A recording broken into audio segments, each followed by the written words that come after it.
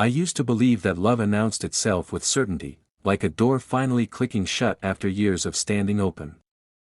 When I met Liam, I thought that sound had finally reached me.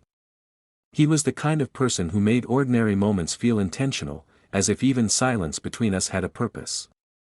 We met in a small coffee shop near my apartment, both of us reaching for the same last seat by the window, laughing at the coincidence before deciding to share the table instead. What started as a polite conversation about bad coffee and rainy weather slowly turned into something that felt rare and effortless. Liam had a calm charm about him. He listened more than he spoke, but when he did speak, his words carried weight. He remembered small things about me, how I hated overly sweet drinks, how I always tapped my fingers when I was nervous, how I avoided talking about my family. Being seen like that made me feel real in a way I hadn't before. For the first time, I wasn't trying to impress someone. I was just being myself, and he seemed to like that version of me. Our relationship unfolded gently. There were no dramatic confessions or rushed promises. Instead, there were long walks after dinner, shared playlists, and late-night phone calls that blurred into early mornings. Liam moved into my apartment after 6 months, not because we planned it, but because he slowly started leaving things behind: his jacket, his toothbrush, his presence. Eventually, it felt strange when he wasn't there. We built routines that felt sacred in their simplicity. Sunday mornings meant coffee on the balcony. Weeknights meant cooking together, even when we were both too tired to enjoy it. He would stand behind me, arms loosely around my waist, humming some song I didn't recognize. In those moments, I believed we were solid. I believed love was supposed to feel like this: quiet, steady, unremarkable in the best way. Liam worked in a marketing firm downtown, while I did freelance design from home. Our schedules didn't always match, but we made it work. I trusted him without thinking about it. Trust wasn't something I questioned, it was just there, like gravity. If he said he was staying late, I believed him. If he said he was tired, I made him tea.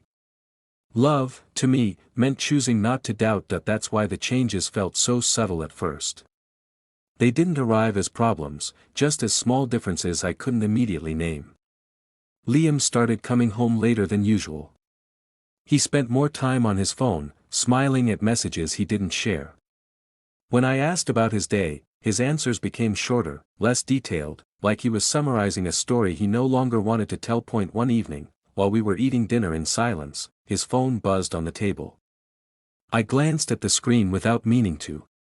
The name, Noah, flashed briefly before he picked it up and turned the screen away from me. "Who's Noah?" I asked casually, trying to sound uninterested. He hesitated for a second, just long enough for me to notice. "A coworker," he said. "We're working on a project together."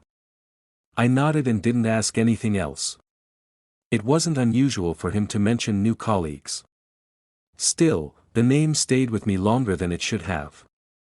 Not because of jealousy, but because of the way Liam said it, like the word itself required careful handling. Over the next few weeks, Noah's name appeared more often. In passing comments. In quick explanations. In stories that felt half-told. Liam didn't do anything openly wrong, but there was a new distance in his presence. He was physically there, sitting next to me, sharing the same space, yet somehow unreachable, like part of him had shifted into a room I no longer had access to. I told myself I was overthinking. Relationships changed. People got busy. Not every silence meant something. But at night, when Liam lay beside me scrolling through his phone, smiling softly at messages I couldn't see, I felt a quiet unease settle in my chest. It wasn't suspicion yet. It was something lighter, more uncertain, a feeling that I was slowly being edited out of parts of his life. One night, as he fell asleep before me, I watched his face in the dim light of the room. He looked peaceful, untouched by whatever was stirring inside my mind. I wanted to believe nothing had changed. I wanted to believe love was still as simple as it had been, but deep down, I felt it.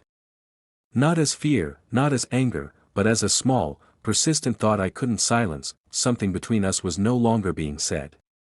The distance between Liam and me didn't arrive all at once. It expanded slowly, like a quiet space growing between two people who once stood close enough to touch. At first, I tried to ignore it. I convinced myself that relationships naturally went through phases, that comfort often looked like boredom from the outside. Still, the apartment felt different, as if the air itself had changed. Liam started coming home later, not just occasionally, but consistently. When he walked through the door, he looked exhausted in a way that had nothing to do with work. He would drop his bag, offer me a quick smile, and disappear into the shower with his phone in his hand. We no longer talked about our days in detail. Our conversations turned into summaries, stripped of emotion and depth that I noticed how often his attention drifted. While I spoke, his eyes would flick toward his phone.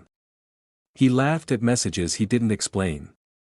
When I asked what was funny, he would say, "Just something stupid from work," and change the subject. The word work began to feel like a closed door I wasn't allowed to open. Noah's name surfaced again, this time without me asking. Liam mentioned him during dinner, casually, as if trying to make the name sound ordinary. "Noah had the same idea I did," he said once, smiling to himself. Another time, he said, "Noah understands how stressful this project is." Each sentence placed Noah closer to Liam, while I felt myself drifting further away. That I tried not to react. I didn't want to become the kind of person who counted messages or monitored silences. I reminded myself that trust meant giving someone space, not tightening my grip when things felt uncertain. So instead of confronting him, I tried to reconnect. That I planned small surprises. I cooked his favorite meals. I suggested weekend trips we never took. I reached for him more often, both physically and emotionally, but every attempt felt slightly misaligned, like trying to hold water in my hands. Liam responded politely, affectionately even, yet something essential was missing. His presence felt divided, as if part of him was always elsewhere. One evening, we sat on the couch watching a movie neither of us was paying attention to. Liam's phone vibrated on the coffee table. He picked it up immediately and stood, walking toward the balcony. "Who are you talking to?" I asked, trying to keep my tone light. "Just Noah," he replied, already halfway outside. "Work stuff." The door closed behind him. I stayed on the couch, staring at the reflection of myself in the dark screen of the television. His voice drifted back into the room, softer than usual, almost careful. I couldn't hear the words, only the tone. It wasn't professional.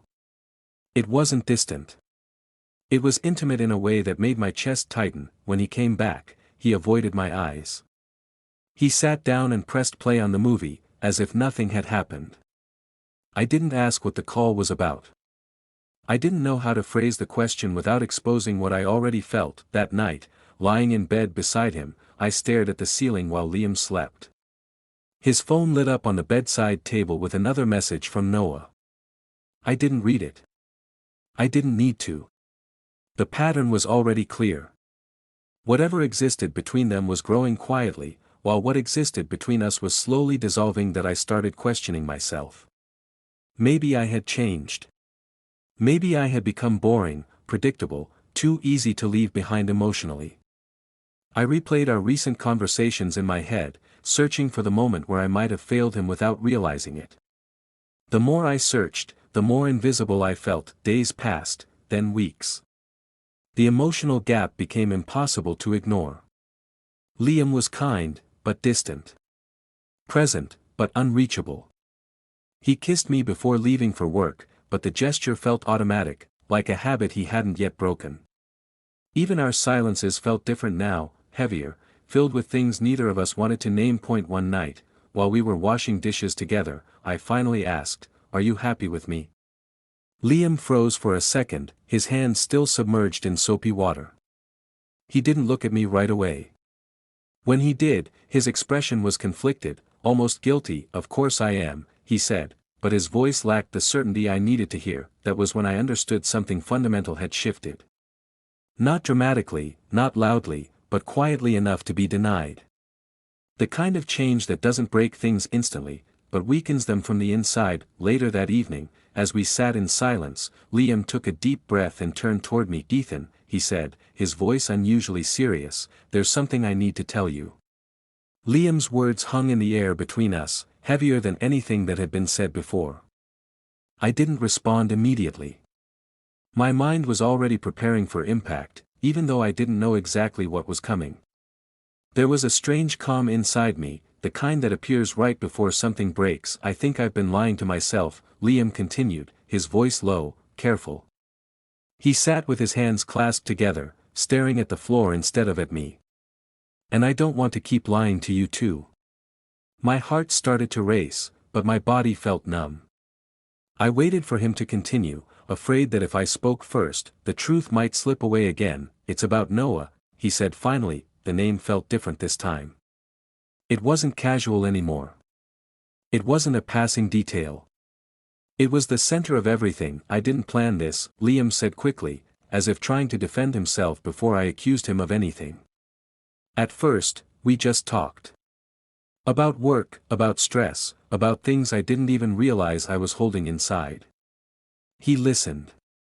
And somewhere along the way, it stopped being just conversations. I swallowed, my throat suddenly dry. "What does that mean?" I asked, even though part of me already understood. "It means I started feeling something," he said. "Not physically. Not like that. But emotionally. I felt seen. In a way I didn't even know I was missing." The room felt smaller. Every sound outside the apartment disappeared, as if the world had narrowed down to just this moment, this confession. I waited for anger to rise inside me, but it didn't. What I felt instead was a slow, spreading emptiness. "So you're in love with him?" I asked quietly. Liam looked up at me for the first time. His eyes were filled with uncertainty, not confidence.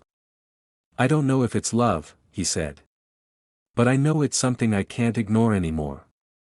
I nodded, not because I accepted it, but because I didn't know what else to do. My thoughts moved strangely, disconnected from my emotions, like I was watching my own life from a distance. "Did you ever plan to tell me?" I asked. "Yes," he said immediately. "I just didn't know how. I didn't want to hurt you." The irony of that almost made me smile. Instead, I looked around the apartment, the couch where we spent entire nights talking, the kitchen where we cooked together, the balcony where we watched the city lights. None of it felt real anymore. It felt like a memory that was already fading. "I trusted you," I said, not accusing, just stating a fact. "I trusted you with parts of me I've never shared with anyone." "I know," Liam whispered. "And that's what makes this so hard." We sat in silence for a long time.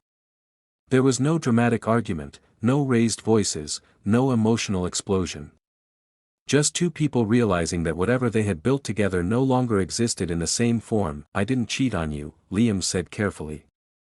"But I crossed a line." "I know I did." I nodded again. "Emotional honesty matters more to me than physical rules," I replied. "And somewhere along the way, you stopped being honest with me." That was the moment everything became clear. Not in a painful way, but in a quiet, undeniable one. Love wasn't just about staying. It was about choosing each other, even when something new appeared. And Liam had already made a different choice. "I'm not going to compete with someone for your feelings," I said. "I deserve to be with someone who is fully here, not divided." Liam's eyes filled with tears. "I never wanted to lose you."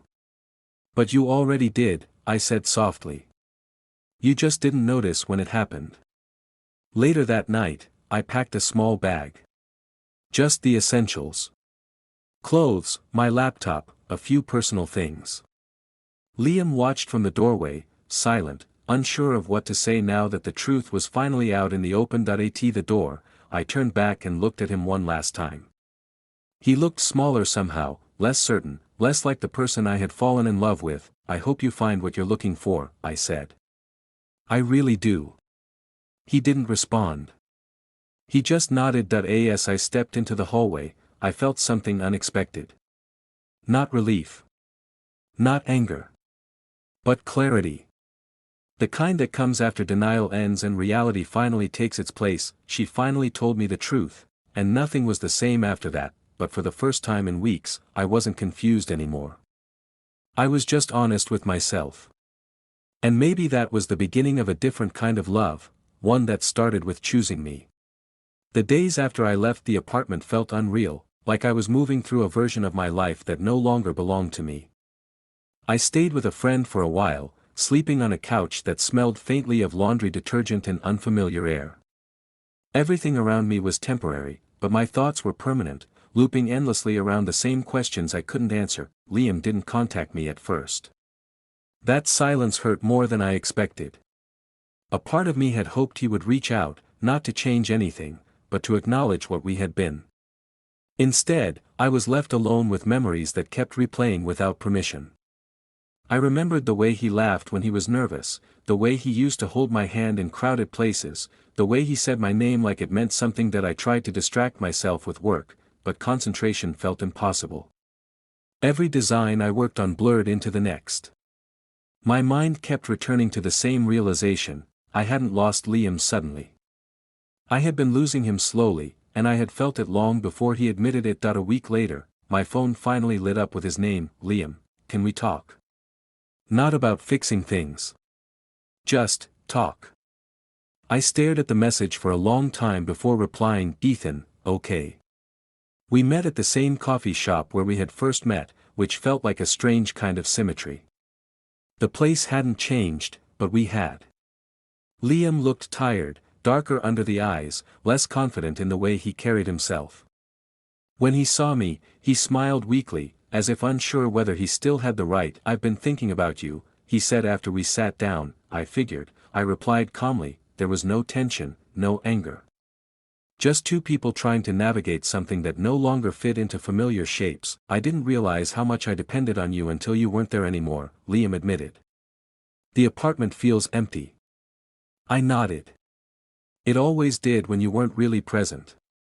He looked down at his coffee, stirring it even though he hadn't added sugar. I thought talking to Noah would help me understand myself. But now everything feels more confusing. That's not my responsibility anymore, I said gently. I can't be the place you return to when things get unclear. Liam looked at me then, truly looked at me, and I saw something shift in his expression. Not desire, not regret, but understanding. I don't want to hurt you again, he said. Then don't, I replied. Let this be what it is. The end of something that taught both of us who we really are. We sat in silence for a moment, not uncomfortable, just honest. There was no future left to negotiate, no promises to repair. Only acceptance. After that meeting, I didn't hear from Liam again. And strangely, I didn't feel abandoned. I felt released. As if the story had finally reached a conclusion. Instead of repeating the same chapter endlessly, that I moved into a small studio apartment across the city. It wasn't impressive, but it was mine. The walls were empty, the furniture mismatched, the silence unfamiliar. Yet for the first time in months, that silence felt peaceful instead of threatening. That I started noticing things about myself I had ignored before. How I avoided conflict. How I gave more than I asked for. How I mistook emotional stability for emotional safety. Losing Liam didn't just end a relationship. It exposed patterns I had never questioned. One evening, while unpacking the last box, I found an old photo of us. We were sitting on the balcony, smiling at the camera, unaware of what was waiting ahead of us. I held the photo for a moment, then placed it back in the box and closed the lid. That I didn't throw it away. I didn't frame it either. Some memories deserve to exist without controlling the present. What surprised me most wasn't the heartbreak. It was the clarity that followed it. I realized I had spent so much time trying to keep someone from leaving that I forgot to ask whether I was still being chosen in the first place. Love, I learned, isn't proven by how long someone stays. It's proven by how fully they show up while they're there. Liam had taught me how to love someone, but losing him taught me how to love myself. And even though the truth had changed everything, it didn't destroy me. It reshaped me into someone more aware, more grounded, and finally ready to build something new, not from fear of being alone, but from the understanding that I deserved more than half of someone's heart.